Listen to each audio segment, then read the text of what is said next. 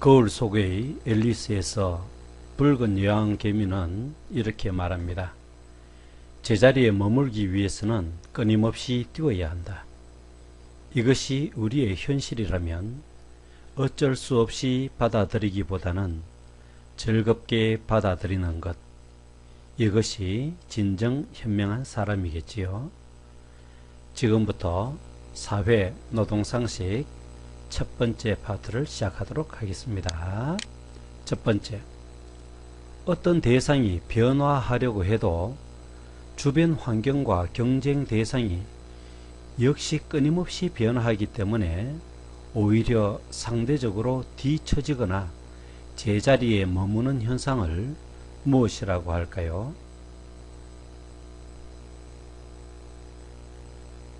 네, 정답은 붉은 여왕의 효과라고 합니다.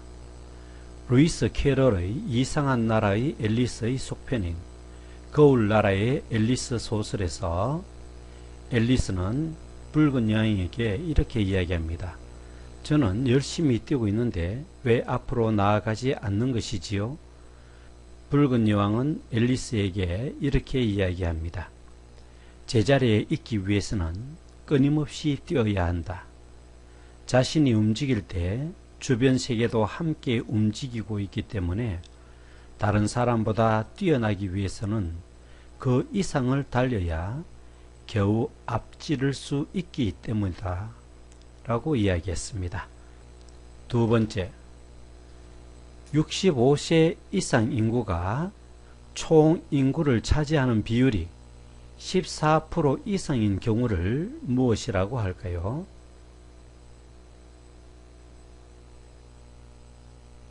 정답은 고령사회입니다. 14% 이상일 때 고령사회, 17% 이상인 경우 고령화사회, 20% 이상인 경우는 초고령사회라고 합니다. 65세 이상입니다. 세 번째, 사회학자 디르켐이 처음 사용한 용어로 급격한 사회 변동 속에서 기존의 가치관은 붕괴되었으나 새로운 규범이 성립되지 않아 사회 구성원들이 가치관의 혼란을 일으키는 상태를 의미하는 이 용어는 무엇일까요?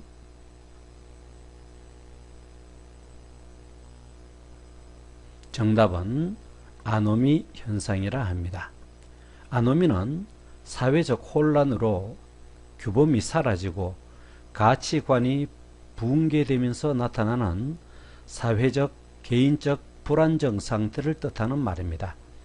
아노미 상태에 빠지면 삶의 가치와 목적의식을 잃게 되고 심한 무력감과 자포자기에 빠져 자살까지 하게 된다고 하네요. 심한 사회적 변화에 따른 가치관의 붕괴. 정답은 아노미입니다. 네 번째, 그 상품을 소비함으로써 그것을 소비할 것으로 여겨지는 계층 및 집단과 동일시되는 현상을 무엇이라고 할까요? 예, 정답은 파노폴리 효과입니다. 어린아이가 의사 놀이 세트를 통해 마치 의사가 된 듯한 기분을 느끼는 효과를 가리킵니다. 특정한 상품 사용을 통해 특정 계층에 속한다는 사실을 과시하는 것을 일컫는 용어랍니다. 다섯 번째, 일본에서 처음 등장한 용어로 노인이 노인을 돌본다 라는 뜻을 가진 이것을 무엇이라고 할까요?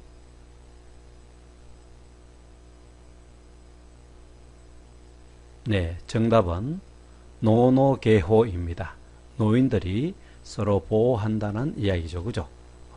이제는 젊은 사람들이 노인들을 잘 복양하기 때문에 노인들이 각자가 알아서 서로를 보호해 준다는 뜻을 갖고 있습니다. 초고령 사회 일본에서 70대 남편이 지병으로 몸을 움직이지 못하는 아내를 살해한 노노게호 살인 사건이 발생했다고 합니다. 노노게호는 간호가 필요한 노인을 노인이 돌보는 것을 말하는 것으로 우리나라에서도 이러한 사건이 종종 매스컴에 나오기도 하는 슬픈 일들이 있답니다. 여섯 번째, 디지털 시대에선 모든 정보와 자료가 웹상에서 계속 남아있게 되는 특성을 갖고 있어 부끄러운 기억이나 잊고 싶은 옛 추억이 나의 의지와 상관없이 그대로 인터넷에 남아 괴롭히게 되는데요. 이러한 흔적을 자기가 통제할 수 있는 권리, 즉 삭제를 요청할 수 있는 권리를 무엇이라고 할까요?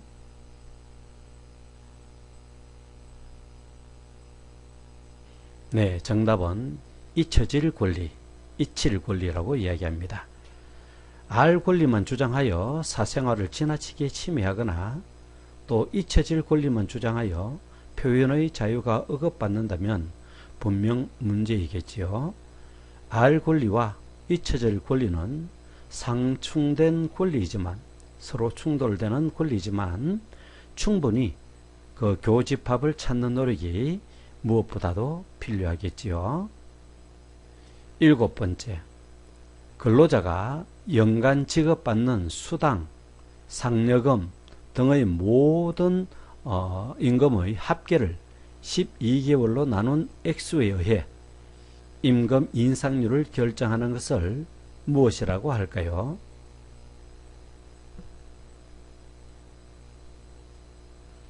정답은 총액임금제입니다. 본봉을 기준으로 해서 월급의 인상을 결정하는 것이 아니라 본봉에다가 수당 또 주어지는 상여금, 보너스죠. 이런 것을 모두 합쳐서 임금의 인상을 결정하는 것을 바로 총액임금제라고 합니다. 노사가 임금을 협상하는 방법 중에 중요한 수단 중에 하나가 되어집니다. 여덟 번째, 샐러리맨들이 원하는 시간에 출퇴근할 수 있는 제도로 기본 공동시간만 함께 일하고 나머지는 자율적으로 이용함으로써 근무 의욕을 높이는 제도로 평가되는 이 제도를 무엇이라고 할까요?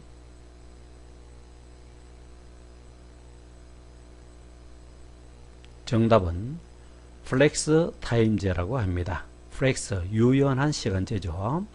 이 제도는 종업원은 주간 또는 월간 소정 노동 시간을 반드시 채울 것과 또 출근일에는 반드시 일정 시간에 출근한 전 종업원의 부서 간 협조를 위해 10시에서 12시, 오후 3시에서 4시까지의 4시간에는 누구나 일해야 하는 코어 타임 등을 전제합니다.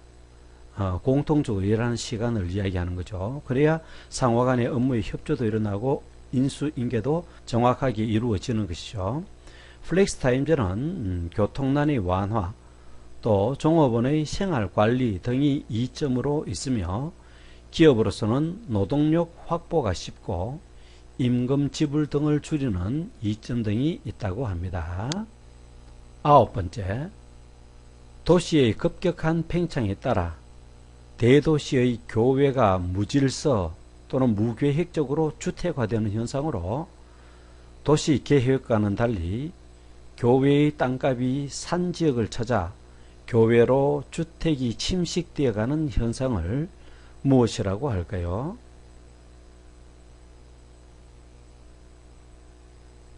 네, 정답은 스프롤 현상입니다. 아래쪽에 보면 아시겠지만 스프롤은 불규칙하게 퍼져나간다는 뜻입니다. 우리나라는 1970년부터 스프롤 현상이 문제가 되기 시작했는데요. 급격한 경제성장과 발전으로 무계획적인 주택, 공장, 교통난 심화 등의 문제가 발생하고 있다고 합니다. 정답은 스프롤 현상입니다. 열 번째, 공익을 위하여 라는 뜻의 라틴어의 줄임말로 원래의 의미는 전문적인 지식이나 서비스를 공익 차원에서 무료로 제공하는 것을 말하는데 변호사의 무료 법률 자문, 사회 전문가의 재능 기부 등을 일컫는 이 말을 무엇이라고 할까요?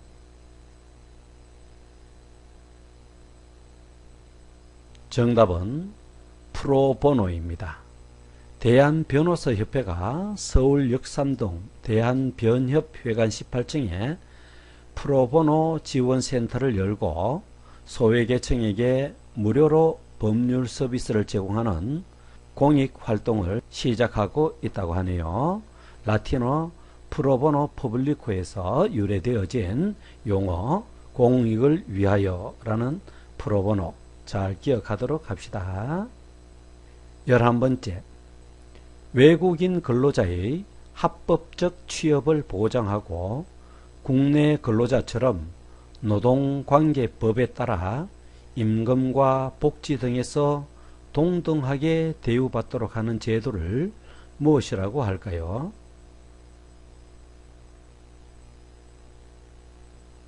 네, 정답은 고용허가제입니다. 2004년 8월에 시행된 사업자가 외국인 인력을 고용하는 것을 허가하고 관리하는 제도입니다. 심각한 인력 부족을 겪고 있는 제조업이나 3D 업종 부문의 사업체들에 대해 해외에 노동력을 공급하려는 취지에서 도입된 제도랍니다. 3D 업종이란 difficult, dangerous, dirty, 힘들고 위험하고 또 더러운 그런 일을 의미하는 것이죠. 사람들이 기피하는 업종이라 해서 3D 업종이라고 이야기하기도 합니다.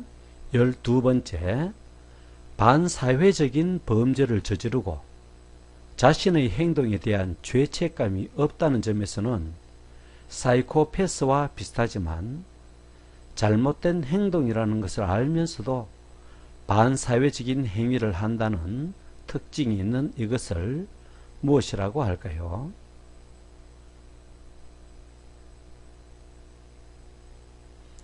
정답은 소시오패스입니다.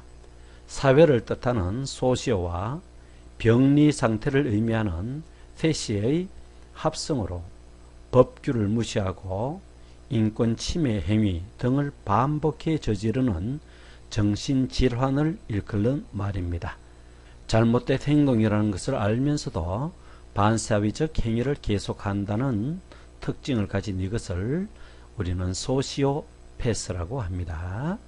13번째, 도시의 거주지역과 업무의 일부가 외곽지역으로 집중되고 도심에는 상업기관, 공공기관만 남게 되어 도심은 도넛 모양으로 텅 비어버리는 공동화 현상을 일컫는 이 말을 무엇이라고 할까요?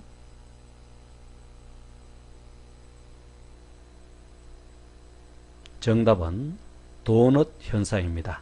도넛이 중간에 뻥 비었죠. 도심지의 땅값이 급등하고 또 공해로 인해 주거 공간으로 부적합하게 되면 주민들은 도시 외곽으로 교통이 편리한 곳으로 옮겨가게 되어지죠. 이것 때문에 도시의 공간은 비게 되어지는데요. 이를 다른 말로 도심 공동화, 비어 있다는 뜻입니다. 도심 공동화 현상이라고도 합니다. 도넛 현상. 14번째, 일정 금액 이상의 임금을 노동자에게 지불하도록 법적으로 강제하는 제도를 무엇이라고 할까요?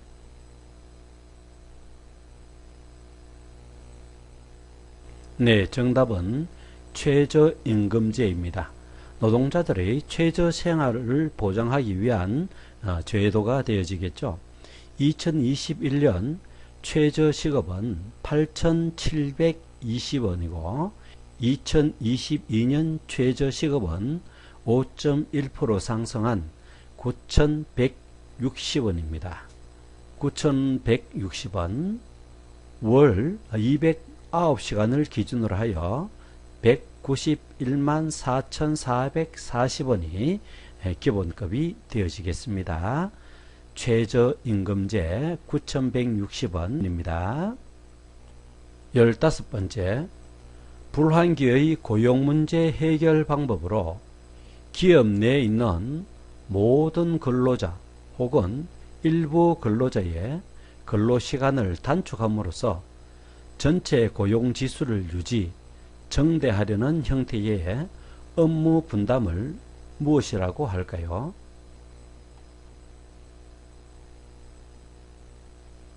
정답은 work sharing입니다. 워크 쉐어링은 불황기에 해고의 문제가 놓여지죠. 이때 전체 시간을 나누어서 여러 근무자들이 나누어 일하게 하여서 해고를 방지할 수 있는 형태가 되어지는 것이죠. 그래서 일을 나눈다라고 해서 워크 쉐어링이라고 합니다.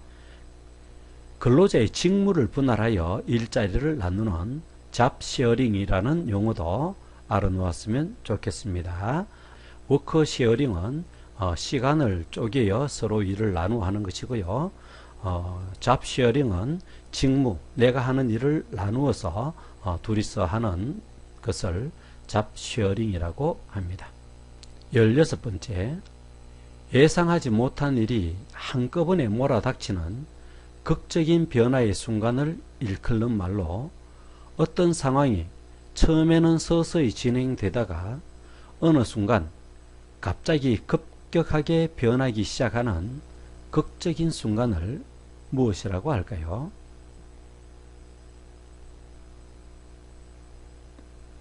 정답은 티핑 포인트라고 합니다.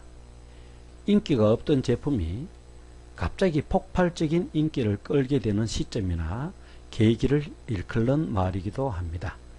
그런데 이렇게 갑작스럽게 폭발적인 인기를 끌게 되는 이것을 발생시키는 요인이 있죠. 다음번에 17번 문제에서는 그것을 알아보도록 하겠습니다.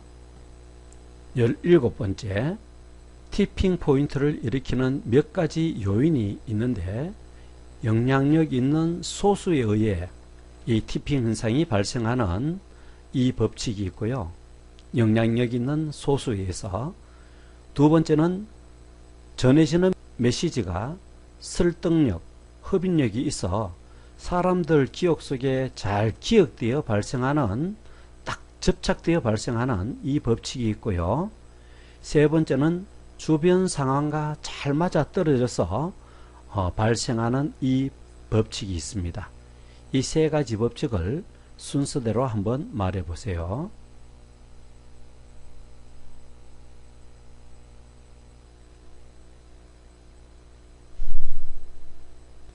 네, 정답은 소수에 의해서 그 요인이 발생되어지는 소수의 법칙, 또 설득력, 흡인력이 있어서 그 기억 속에 고착 딱 붙는다는 이야기죠. 기억 속에 딱 남게 되어져서 발생하게 하는 고착성 법칙, 그리고 주변의 상황과 잘 맞아 떨어지게 만들어서 그 현상이 발생하게 하는 상황의 힘 법칙, 이 세 가지가 있습니다. 소수의 법칙, 고착성 법칙, 상황의 힘 법칙.